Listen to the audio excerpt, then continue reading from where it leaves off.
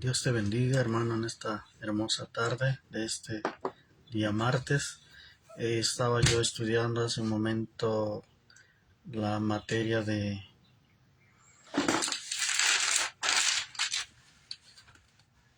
sistema penal, o lo que es sistema penal acusatorio, sistema procesal acusatorio o sistema procesal penal. Y algo me llamó mucho la atención y quiero compartirlo con ustedes. ¿Por qué quiero compartirlo con ustedes? Porque tiene que ver sobre las persecuciones a los primeros cristianos. Siempre hemos oído de cómo persiguieron a los primeros cristianos.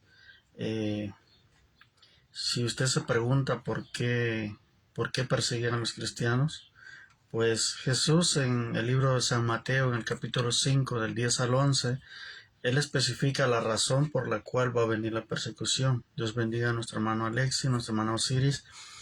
Jesús es específico en cuanto a la causa de la persecución. Dice el Señor, dice, van a sufrir por la causa de la justicia y por causa de mí, en el verso 10 y 11. Nunca quizás se lo van a explicar de esa manera a los perseguidos. La razón por qué, pues yo lo voy a explicar aquí. Pero Cristo de antemano dice, lo van a perseguir por causa de la justicia y por causa mía. Por mi causa, dice el Señor, lo van a perseguir. Ahora, el sistema procesal penal o sistema procesal acusatorio se divide en tres partes o se clasifica en tres partes.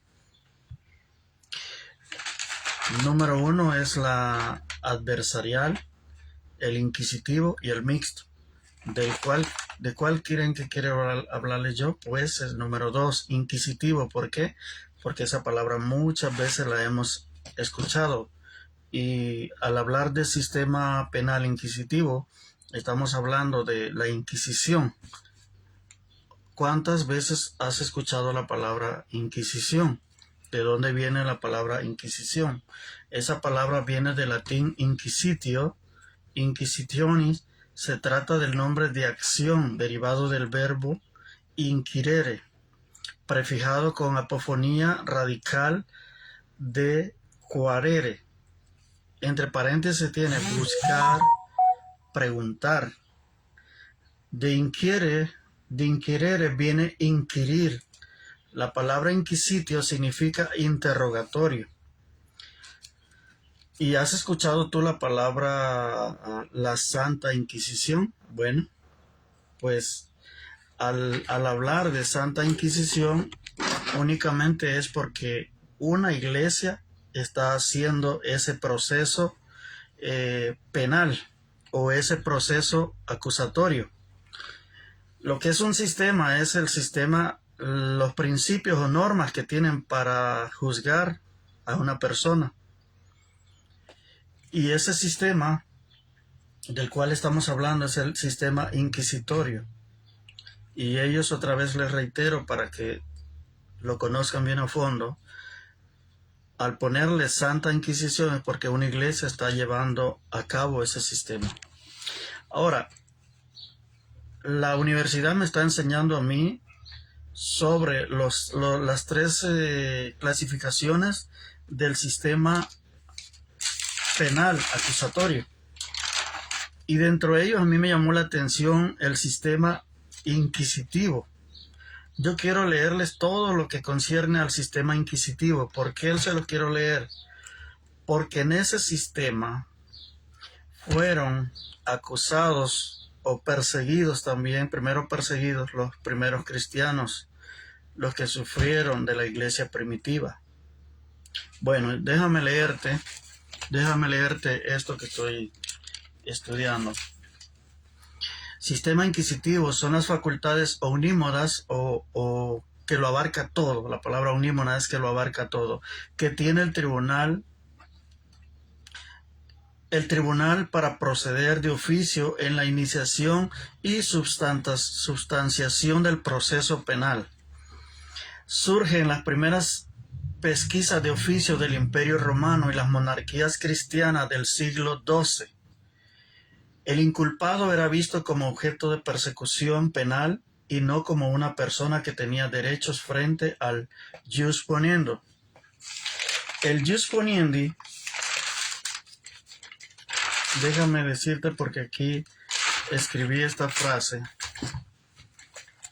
El jus poniendi es el sistema o juez que tiene toda la autoridad para juzgar. En este caso, el Imperio Romano o la monarquía cristiana. Cuando hablamos de monarquía cristiana, es la monarquía que operaba o que reinaba en el tiempo de los cristianos. Su principal característica radicaba en que las funciones de investigación y la manera de juzgar se concentraba en un solo órgano jurisprudencial, en este caso, el jus poniendi.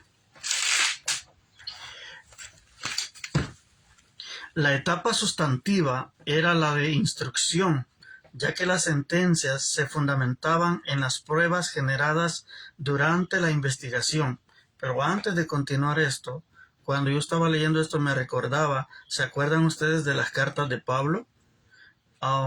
De Saulo, cuando se llamaba todavía Saulo de Tarso. Voy a volvérselos a leer.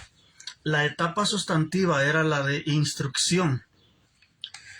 Cuando Saulo perseguía a la iglesia, llevaba unas cartas que eran la instrucción que le brindaba a él la autoridad para poder entrar en las casas de los cristianos y sacarlos de ahí y llevarlos a corte o llevarlos a juicio.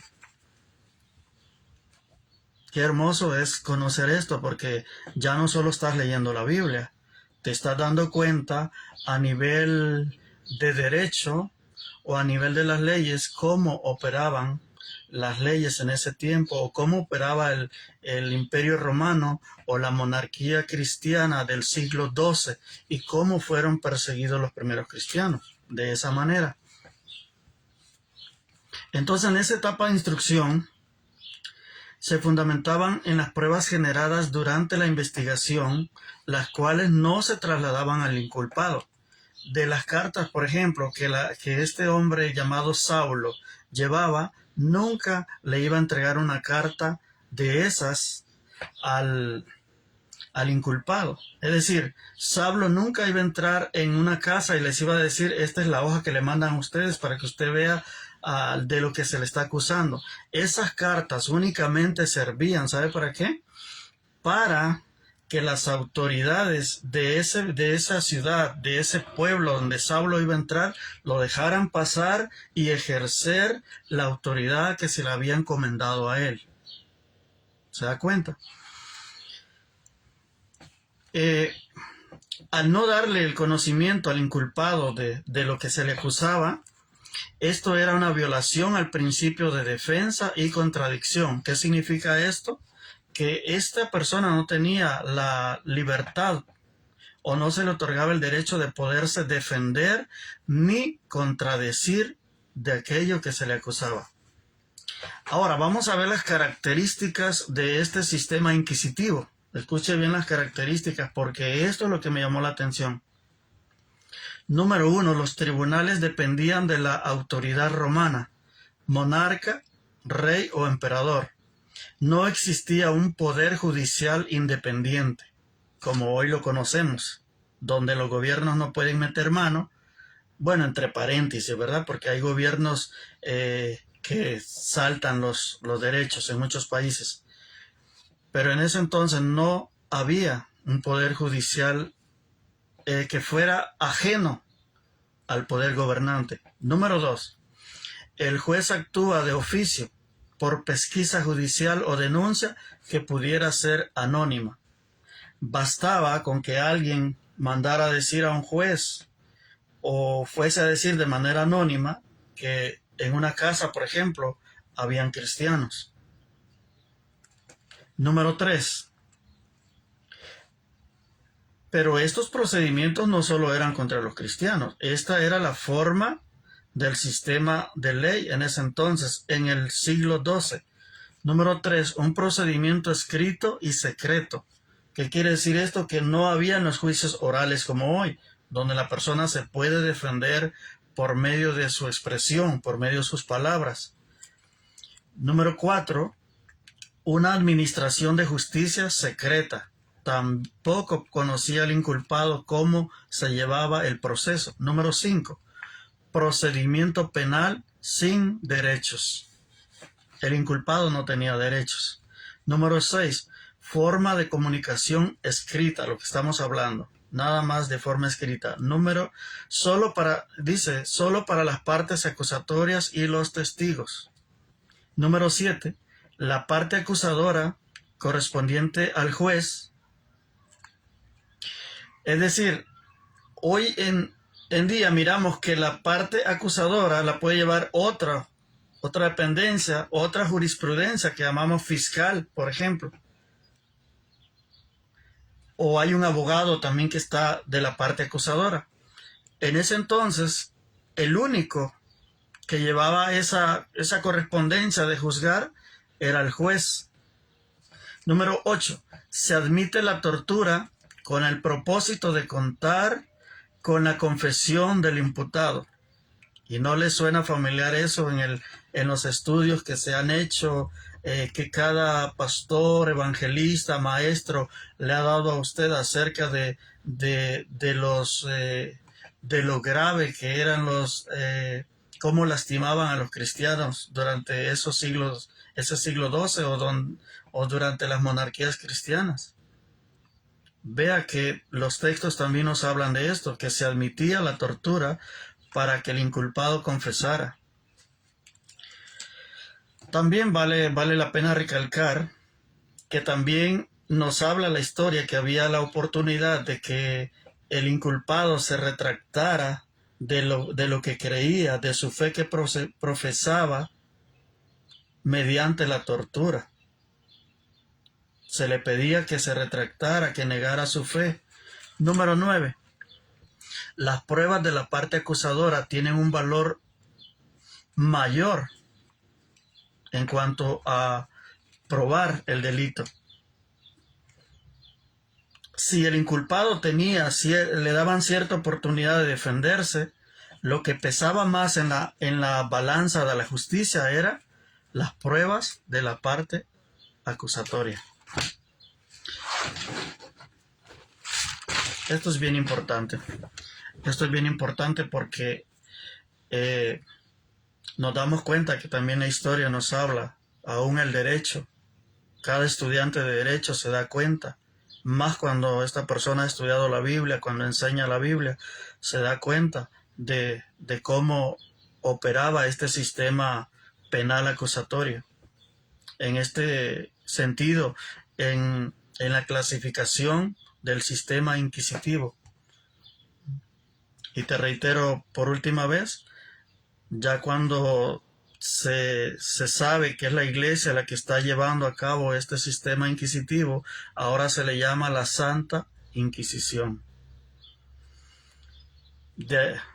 Para terminar con esto, que me gustó hacerte compartir esto contigo que estás viendo este video. Lo más importante, hermanos, es que te puedo decir que todo esto no se ha pagado todavía. Todo esto viene un juez grande, que ese juez sí es justo, y ese juez se llama Jesucristo, y es el que va a juzgar a esta monarquía que reinó en este siglo XII y que a través de los años ha seguido lastimando a aquellas personas que no creen en lo que ellos creen. Te quería también recalcar de las cosas por las cuales se acusaba a los primeros cristianos. Una de las palabras que se usaba mucho era la herejía. Se le llamaba de herejes y bastaba con esa palabra, y bastaba entonces con que alguien, como dicen las características de este sistema, bastaba con que alguien anónimamente dijera: están haciendo una reunión Y entonces, como pesaba sobre ellos la acusación de herejía, ya entonces los iban a traer y los torturaban. En primera parte, como dice estos escritos de universidades, en este caso estamos estudiando la universidad, y nos dicen los escritos que se les torturaba para que confesaran sobre lo cual se les estaba acusando. Pero también nos dice la historia que se les torturaba a manera ya de muerte, para que ellos negaran su fe, se retractaran de lo que hubiesen dicho. Pero yo termino con esto tan hermoso. El que fuera obispo de una iglesia en esos tiempos, a él le pidieron que se negara y que negara su fe, que dejara de creer en Jesucristo. Y a mí me llena tanto el corazón de alegría de escuchar esas palabras, de que él le dijo que cómo iba a negar a aquel que se portaba bien con él, aquel que nunca ha sido malo con él, siempre ha sido bueno conmigo, él siempre ha sido bueno conmigo, ¿cómo lo voy a negar? Quizás, hermano, no tengas un sistema inquisitivo encima de ti hoy en día, pero cada día el mundo te va a ir haciendo que niegues a Jesucristo en cada momento. Pase lo que pase, mantén tu fe. Pase lo que pase, dile al enemigo, dile al mundo, nunca voy a dejar de creer en Cristo, porque Él siempre me ha hecho bien. Amén. Dios te bendiga. Saludos desde la ciudad del este de Los Ángeles.